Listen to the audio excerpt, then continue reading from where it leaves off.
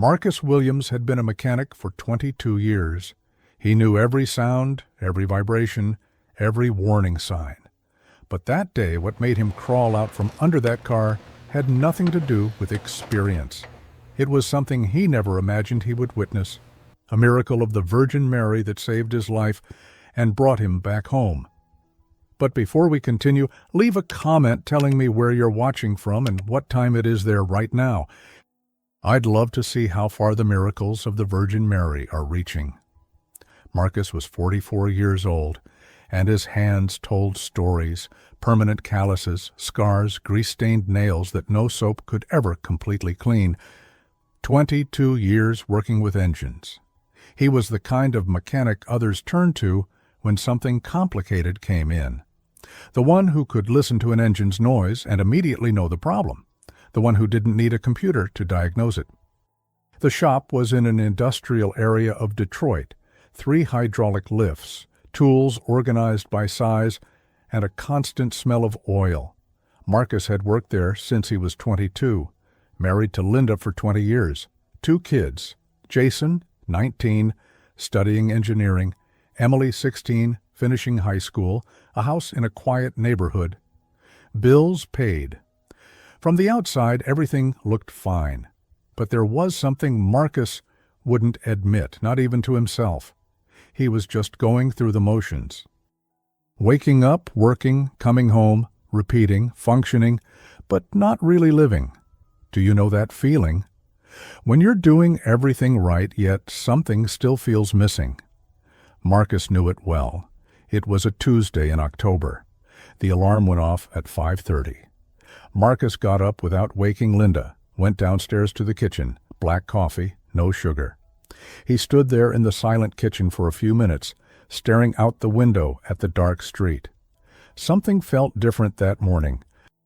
He couldn't quite tell what it was. The air felt heavier, or maybe it was just his imagination.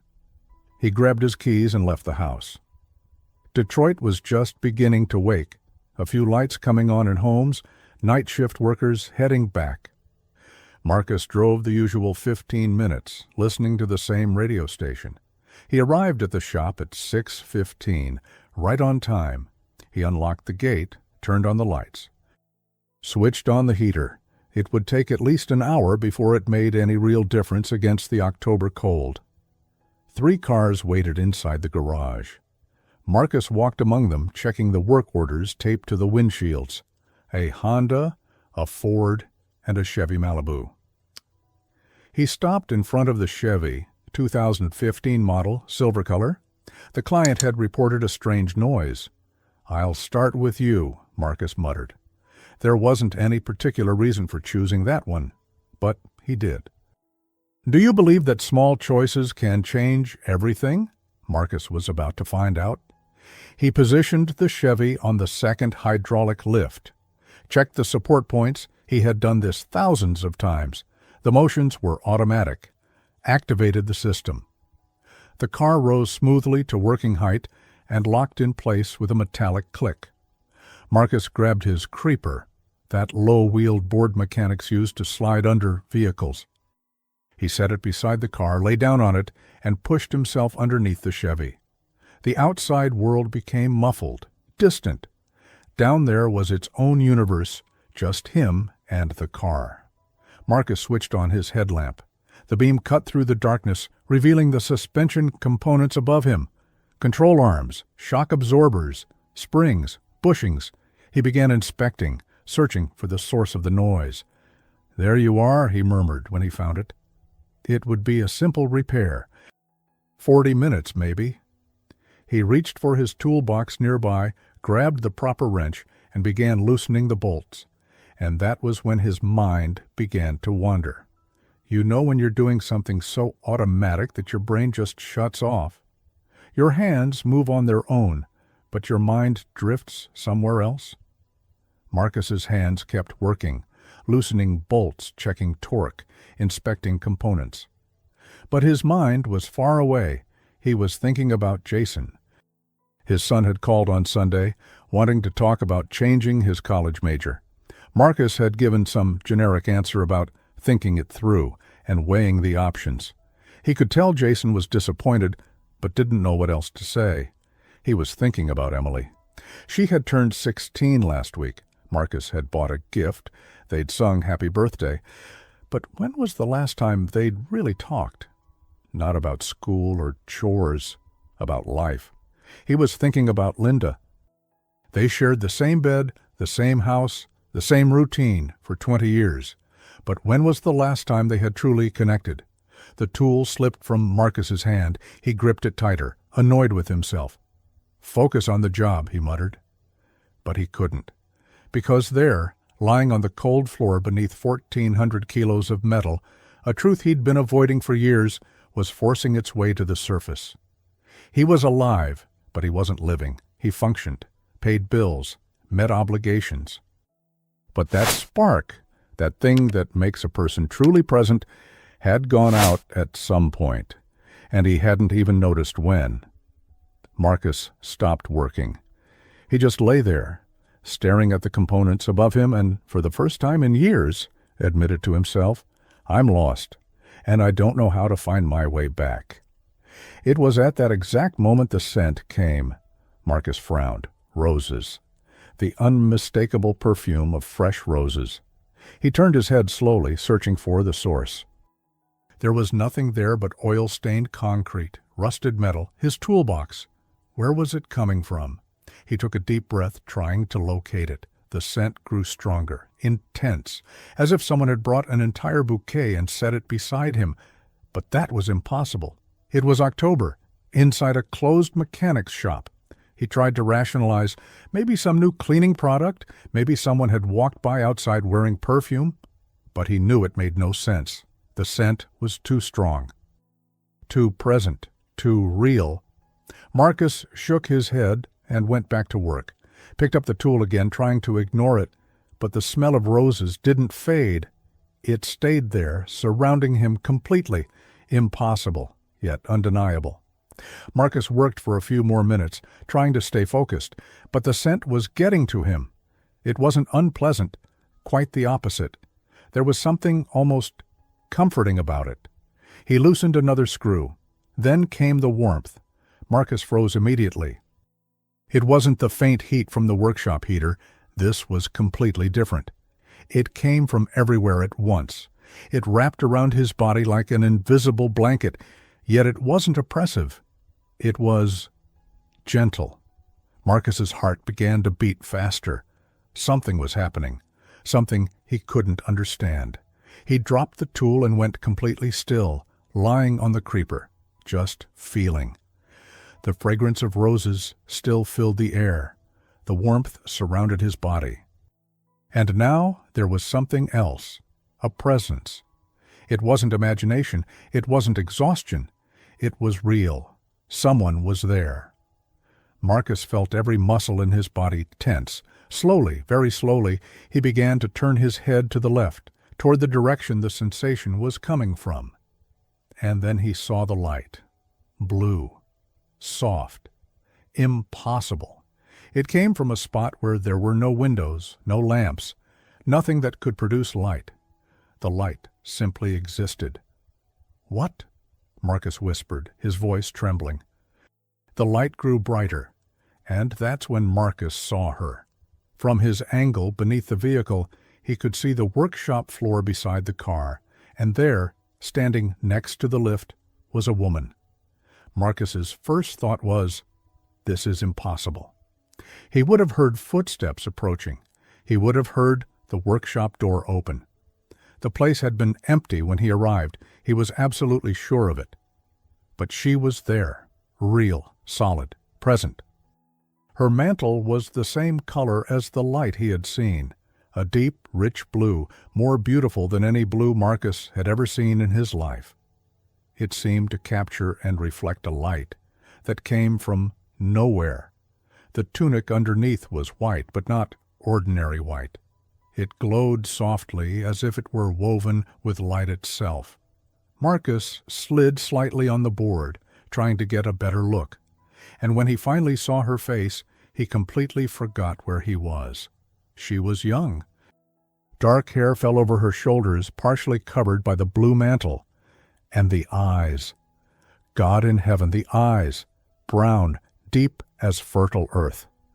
But there was something in that gaze, a compassion so absolute, so complete, that Marcus felt as if every moment of his life were being seen, every mistake, every regret, every year of distance, every moment spent on autopilot, every time he chose not to feel because feeling hurt too much. All of it was being seen in that gaze. And in some way that defied all logic, all of it was being loved. Marcus tried to speak. His mouth opened, but no sound came out. She didn't say a word. She just looked at him. A single second that seemed to last an eternity. A gaze that spoke without words. I see you. I've always seen you. And I never gave up. Then she made a gesture. Simple, clear, unequivocal. She extended her right hand toward Marcus, pointing outward, away from the vehicle. The meaning needed no words. Get out, now. Marcus didn't think. There was no inner debate, no questioning what he was seeing, whether it was real, whether it made sense. His body simply obeyed. He dropped the tool, grabbed the edge of the board with both hands, and pushed himself backward with all the strength he had. The board slid across the concrete. When he was completely out from under the car and turned to the side where she had been, there was no one there anymore. Only the empty space of the workshop. The blue light was gone. Marcus stayed there, half sitting, half lying on the cold floor of the garage, breathless, his heart pounding, as if he had just run 10 kilometers. And then he heard the sound. Every mechanic has nightmares about that sound. The screech of metal giving way, the hiss of escaping hydraulic pressure, the moan of a system failing. Marcus turned his head, but still confused, still processing, just in time to see the Chevy Malibu drop. It wasn't slow. There was no growing warning. 1,400 kilos of metal simply plummeted from 1.5 meters high.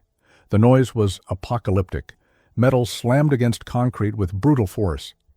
The car alarm went off, that sharp, piercing sound that seemed to come from another world. Dust and tiny bits of debris scattered in every direction, covering the workshop floor. Marcus was sitting on the cold ground, less than 2 meters from the crushed car, looking, staring at the space beneath the vehicle. The same space where he had been working 5 seconds earlier. His toolbox was scattered, some tools bent at impossible angles from the impact. The wrench he had been using was broken. If he had stayed there, if she hadn't appeared, if he had hesitated for 3 more seconds, Marcus began to shake. It was the realization of how close he had come to simply ceasing to exist. The car alarm kept screaming, a shrill sound that pierced his ears. Marcus didn't move. He sat there on the floor, trembling. He didn't know how long had passed. It could have been seconds. It could have been minutes. Time had lost all meaning. Finally, with legs barely holding him, Marcus stood up, stumbled to the wall, found the alarm button, and turned it off. The silence that followed was so deep, it seemed to have physical weight. Marcus could hear his own heartbeat. He could hear his ragged breathing. He looked at the fallen car, at the clearly faulty hydraulic lift, the broken lock, the compromised system. Then he looked around the empty workshop. She was no longer there. There was no blue cloak, no impossible light, no presence. But Marcus knew what he had seen. He knew what he had felt. That impossible compassion, that love he didn't deserve, didn't ask for, yet received all the same. And then, slowly, he knelt on the cold floor. For the first time in, how long? 10 years? 15? More? Marcus made the sign of the cross, a gesture his grandmother had taught him, a gesture he had repeated thousands of times in his youth, a gesture he had buried along with so many other parts of himself. "Virgin Mary?" Marcus whispered into the empty air of the workshop. His voice was broken, hoarse. "It was you." It wasn't a question. It was recognition. He lowered his head. And there, kneeling on the dirty workshop floor, Marcus finally understood. He had been saved, not just from the accident, but from an entire life lived halfway, from years of merely existing without truly living, from having forgotten who he was, what mattered, and why he was here. The tears came then, silent, streaming down his grease-stained face. "Thank you," he whispered. "Thank you, Virgin Mary." Marcus didn't go back to work that day. He stayed there on his knees for a few more minutes. Then he stood up, went to the workshop phone, and called the owner. "Steve, it's Marcus. There was a problem with lift number 2. The system completely failed. The Chevy I was working on fell. Silence on the other end." Then, "My God, you were under it?" "I was, but I got out in time." "Jesus Christ, Marcus. Are you okay? Do you need to go to the hospital?" "No, I'm fine. I just need the rest of the day." Of course. Take all the time you need. I'll have someone inspect every lift before the day's over." Marcus hung up, grabbed his keys, looked one last time at the fallen car. Then he left. He got into his own car, turned on the engine, but sat there, hands on the wheel, not moving. The world outside looked different. The streets, the buildings, the people walking on the sidewalks, going about their lives.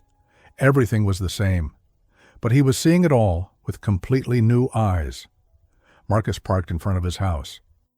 Linda was in the kitchen organizing groceries when she heard the front door open. She frowned and glanced at the clock. Marcus never came home before 6. "Marcus," she called, stepping out of the kitchen. She stopped at the entrance to the living room. Her husband was standing there. His face was pale. His hands trembled slightly, and there was something in his eyes, something she hadn't seen in so long she'd almost forgotten what it looked like. Life. Real emotion. "What happened?" Linda asked, already moving toward him. "Are you okay?" "Linda," he said, his voice breaking, "I need to tell you something." Marcus told everything. The impossible scent of roses in the middle of the workshop, the heat that came from nowhere, the blue light with no source, the woman in the blue mantle, how she looked at him with those eyes full of compassion, how she pointed, how he obeyed without thinking, how the car fell 3 seconds later. "I saw her, Linda," Marcus said, his voice barely coming out.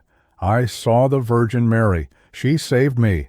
He paused, then added, After it happened, I looked at the security cameras in the shop. They show me getting out from under the car. They show the car falling. But she doesn't appear in the footage." Linda had her hands over her mouth, tears running silently down her face. When Marcus finished, there was a long silence. Then Linda stood up, walked over to where Marcus was sitting, hugged him tight, as if she were holding on to something she had almost lost and could never let go again. That night Marcus couldn't sleep. Around 3 in the morning, he got up carefully so as not to wake Linda. He tiptoed down the stairs. He went to the small cabinet in the living room where they kept old things, opened the doors, started looking. It had to be there. He vaguely remembered putting it in that cabinet years ago, when they were reorganizing the house. He opened drawers, looked through dusty boxes, and then he found it. At the bottom of an old shoebox, wrapped in soft cloth, was the rosary his grandmother had given him when he made his first communion. His grandmother had held his small hands around the blue beads and said something he never completely forgot, even when he tried to, "The Virgin Mary will always be watching over you." He sat on the living room couch in the complete darkness of dawn. And for the first time in more than 10 years, Marcus prayed. He no longer remembered the formal prayers very well, but it didn't matter.